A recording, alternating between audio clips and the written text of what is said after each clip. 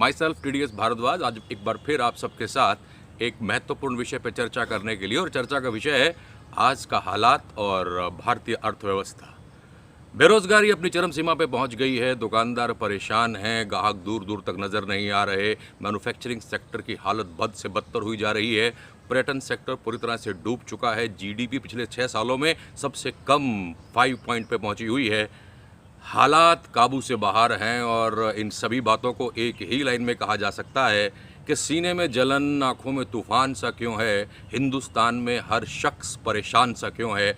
इसी प्रश्न का जवाब जानने के लिए आज हमारे साथ हैं कांग्रेस के कुरुक्षेत्र से वरिष्ठ नेता एडवोकेट लक्ष्मीकांत शर्मा। अपने आप में एक जानी मानी हस्ती हैं और बड़े ही प्रख्यात वक्ता हैं कांग्रेस के, और बड़े ही सटीक शब्दों में प्रश्नों के जवाब देते हैं। तो आज आपके साथ एक बार फिर से इस प्रश्न का उत्तर जानने के लिए कि हर हिंदुस्तानी शख्स परेशान सा क्यों है, लक्ष्मीकांत शर्मा जी के साथ। लक्ष्मीकांत जी, क्यों इस देश में शख्स जो है हर कोई हैरान परेशान सा है? देखिए साहब, जहाँ तक इस देश का मामला है और परेशानी का सबब है लोगों की, इस देश के हर व्यक्ति की परेशानी का एक ही सबब है, एक ही नाम है और एक ही चेहरा है, नरेंद्र मोदी। वो कैसे? 6 साल पहले जो शख्स एक बात कहता था, तब मैं भी कहीं ना कहीं सोचता, उस बात का मतलब समझ नहीं पाया था। वो कहता था कि सौगंध मुझे इस मिट्टी की, मैं देश बिकने नहीं दूंगा। सौगंध मुझे है इस मिट्टी की, मैं देश बिकने नहीं दूंगा। लेकिन इस 6 सालों के दौरान में, 6 साल से ज़्यादा अरसा तो हो चुका है नरेंद्र मोदी को, करीब 6.5 साल जा चुके हैं सत्ता के। 6.5 साल में ऐसा कुछ नहीं है जो ना बिका हो। और मैं 2 लाइनों के माध्यम से आपको एक बात कहना चाहता हूँ कि नरेंद्र मोदी जी इस देश का निजीकरण कर रहे हैं, निजी हाथों में, जनता के लिए नहीं। कुछ 4-5 लोग हैं उनके जुंडली के अंदर, उनके मित्र मंडली में, वो अंबानी साहब हैं, वो अडानी साहब हैं, वो रामदेव साहब हैं, वो विजय माल्या जी हैं, नीरव मोदी, ये जो कंपनी है कुछ 5-7 लोगों की, इनके हाथों में देश को वो बेच देना चाहते हैं। लक्ष्मीकांत जी, बीच में मैं टोकूंगा आपको, मैं ये जानना चाहूँगा कि इस सबसे मोदी जी को क्या फ़ायदा है? देखिए साहब, मैं इस बात का एक बताना चाहता हूँ कि मोदी जी का क्या फ़ायदा है। फ़ायदा नुकसान तो मोदी जी बताएंगे, लेकिन एक फ़ायदा ज़रूर है कि लोग अक्सर चर्चा करते हैं। ये कोई मेरे कहने की बात नहीं है, क्योंकि अगर मैं ये बात कहता हूँ तो कहीं ना कहीं लोग इस बात को ले जाते हैं कि कांग्रेस का आदमी है, ये तो मोदी जी के खिलाफ बोलेगा। पहले तो मैं स्पष्ट कर दूँ कि मोदी जी से कोई मेरी निजी शत्रुता नहीं है, ना मैं उस कद का इंसान हूँ, ना मैं उस लेवल पर हूँ कि मैं मोदी जी का विरोध कर पाऊँ संसद में बैठ करके। मैं सांसद नहीं हूँ, लेकिन मैं हिंदुस्तान का एक जागरूक नागरिक हूँ, हिंदुस्तान का बेटा हूँ, इस माटी में जन्मा हूँ, इस मिट्टी से मुझे प्रेम है। लेकिन मुझे नरेंद्र मोदी साहब वाला प्रेम नहीं है मिट्टी से, कि वो कहा करते थे कि देश नहीं बिकने दूंगा। आज मैं 2 लाइनों के माध्यम से, आपने एक शेर का भी जिक्र किया था शुरू में, तो मैं भी एक चंद लाइनें कुछ लिख लेता हूँ, छोटा मोटा, कभी कभार मुझे भी लिखने की आदत है। तो मैंने 4 लाइनें अभी 2 दिन पहले नरेंद्र मोदी जी के लिए लिखी हैं जी, इरशाद। और उनकी खिदमत में ही पेश करना चाहते हैं कि जो उन्होंने कहा था कि देश बिकने नहीं दूंगा, तब उस वक्त अंदाज़ा नहीं था कि देश तो पहले बिक ही नहीं रहा था भाई। 2014 से पहले कोई बता नहीं सकता कि देश का कोई कण कहीं बिका हो। तब मोदी जी ने ये बात क्यों कही थी समझ में नहीं आई थी साहब। लेकिन आज के परिवेश में ये कहीं ना कहीं समझ में आती है कि BSNL बिक रहा है, LIC बिक रही है, एयर इंडिया बिक रही है, रेलवे बिक रही है। सबसे बड़ा जो देश की कंपनी है रेलवे है, जो है वो रेलवे बिक रही है। और कहीं ना कहीं अब जो अगला टारगेट है वो स्वास्थ्य और जो ये शिक्षा। जी। मुझे जहाँ तक मेरी जानकारी है कि आने वाले 1-2 साल के अंदर इनका निजीकरण करने का प्रयास किया जा रहा है। और वो निजीकरण वही बात है कि हिंदुस्तान के लोगों के लिए नहीं है, वो नरेंद्र मोदी जी अंबानी अडानी के लिए कर रहे हैं। सत्ता आती है जाती है, ये दौर हैं, चलते रहते हैं। पहले कांग्रेस थी, फिर कोई और आया, फिर कोई और आया, फिर भारतीय जनता पार्टी आई, फिर कांग्रेस आई। लेकिन सत्ता का जितना बुरा दौर 2014 में चला और अब तक जारी है, उससे सत्ता का नंगा नाच कह सकते हैं, सत्ता का दौर नहीं कह सकते, वो चला हुआ है। जहाँ तक इसके फ़ायदे की बात है कि मोदी साहब का क्या फ़ायदा है साहब, मोदी साहब ने जो भी काम किया, जहाँ तक मेरा अंदाजा है कि शायद अपने किसी न किसी निजी हित के लिए किया होगा। बिना हित के तो कोई काम करता नहीं है भाई।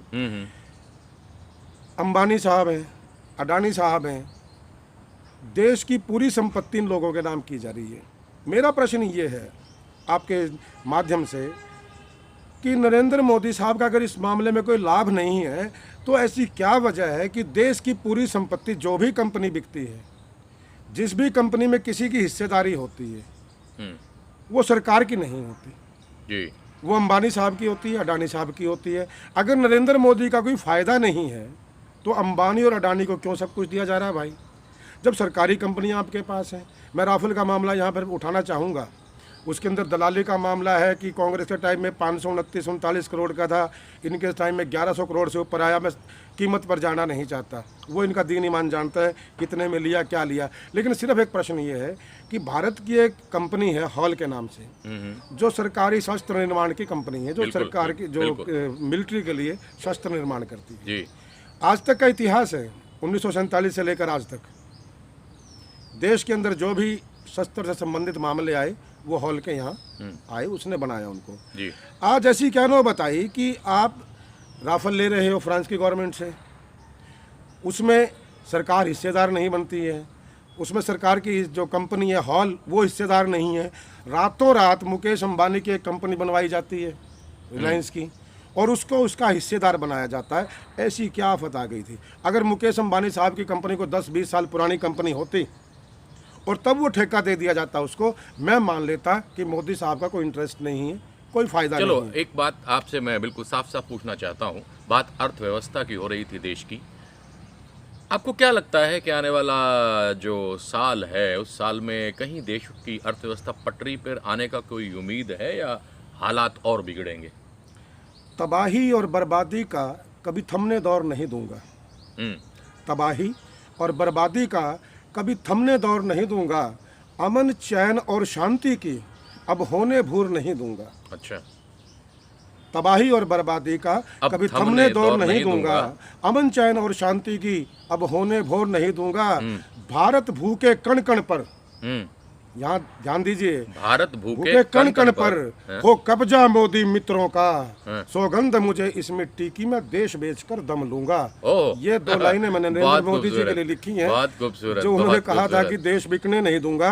भैया आप कहते थे कि देश बिकने नहीं दूंगा, अब वो तो वही मिसाल होगी कि एक जिम्मेदार के यहाँ ट्रैक्टर खड़ा था और वो बेचारा कहीं ना कहीं बेटे के मन में आया कि यार ट्रैक्टर बेच दूं। बाप ने कहा भैया बड़ी मुश्किल से खरीदा है, ये ट्रैक्टर मत बेच यार, जिम्मेदारा ख़त्म हो जाएगा, फसल मारी जाएगी।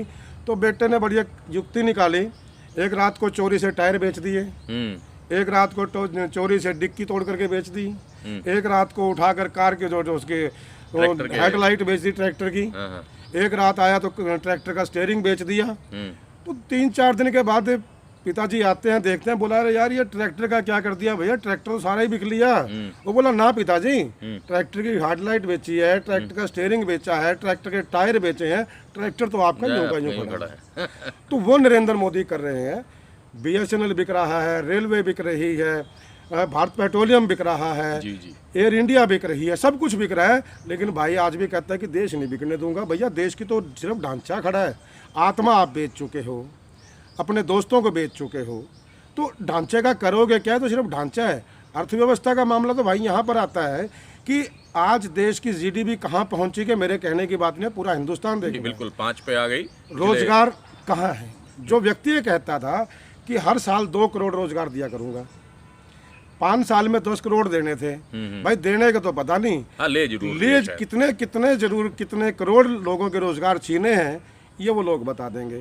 बाजार की हालत ये है साहब कि दुकानदार कांग्रेस के राज में 2014 तक, मैं कांग्रेस का नाम भी चलो नहीं लेता, मान लिया यहाँ पर, 2014 तक की सरकारें और भी रही हैं, भारतीय जनता पार्टी की खुद सरकार रही है, अटल बिहारी जी प्राइम मिनिस्टर रहे हैं, तब भी ऐसा मामला कभी नहीं आया कि 2014 तक अगर बाजार का समय 9 बजे का निश्चित था तो दुकानदार 10 बजे तक दुकान पर होता था। होता किस लिए था? ग्राहक आता था दुकान पर। आज आलम ये है साहब कि 9 बजे का दुकान का बाजार का टाइम है।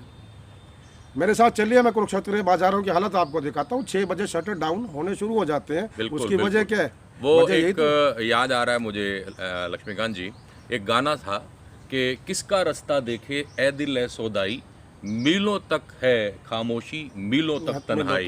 तो ग्राहक है ही नहीं, ये तो निश्चित है। त्योहारों का मौसम है और अगर मार्केट में आप जाएंगे तो पाएंगे कि त्राहिमाम ही चला हुआ है। अब देखिए ना, मामला सारा वहीं तो आ गया ना साहब कि देश जा कहाँ रहा है। मिट्टी नहीं बिकने दूंगा। मिट्टी क्या बेचेगा भाई, तो पूरा ढांचा, तो सिर्फ ढांचा रख के और सारे कल पुर्जे तो देश के बेच दिए। आज देश बर्बादी के दौर पे खड़ा है, तबाही के दरवाजे पर खड़ा है जी। हर तरफ से। आप चाइना का मामला ले लीजिए साहब, जो कहता था कि एक के बदले 10 सॉल्यूशन लेकर के आओ। प्रॉब्लम का क्या लगता है आपको? देखिए, सॉल्यूशन सिर्फ एक है, जब तक आप दूसरों के हितों को छोड़ करके अपने खुद के इंटरेस्ट छोड़ करके, भारतीय जनता पार्टी के मामले में पता चला है, कोई मेरे पास सरकारी आंकड़ा नहीं है लेकिन मोटे तौर पर मैं बता देता हूँ और ये जनता भी जानती है कि हज़ारों करोड़ रुपए का चंदा अंबानी और अडानी साहब देते हैं भारतीय जनता पार्टी को, और कहते हैं कि नरेंद्र मोदी को ब्रांड बनाया अंबानी और अडानी ने।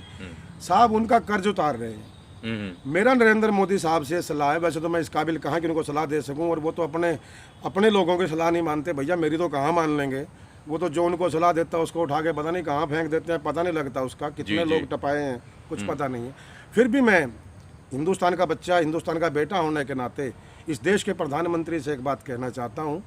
आज मैं कह रहा हूँ, कल पूरी दुनिया, पूरा हिंदुस्तान कहने वाला है ये बात कि मोदी जी चंद लोगों के हितों को छोड़कर आप राष्ट्र हित पर आइए, आप देश की बात कीजिए, आप हिंदुस्तान के उस गरीब आदमी की बात कीजिए। आप रेलवे का निजीकरण करते हैं साहब, आप बहाना क्या देते हैं, बड़े कमाल की आर्गूमेंट्स हैं इन लोगों की भैया।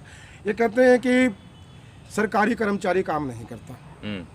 जो भारतीय जनता पार्टी के लोग हैं ना, नरेंद्र मोदी को जो उसको फॉलो करते हैं, जो जिनके लिए नरेंद्र मोदी ही भारतीय जनता पार्टी है, मैं उन भारतीय जनता पार्टी में बहुत से अच्छे लोग भी हैं, बहुत से लोग आज मेरे पास आते हैं, मैं नाम लूँ साहब तो बड़ा दिक्कत होगी, लेकिन बहुत से लोग कोरोना काल में मेरे पास खुद आए हैं, खुद बातें हमारी हुई हैं। अगले एक बात कहते हैं कि यार चलो, क्योंकि अब किसी को देखिए, दूसरे अपने घर को बुरा बताना है, कुछ तो दूसरे में कमी निकालनी पड़ेगी ना। बोले कहते यार कुछ और दिक्कत नहीं थी, कांग्रेस में घोटाले बहुत थे, इसलिए बोला वैसे तो कांग्रेस ठीक थी।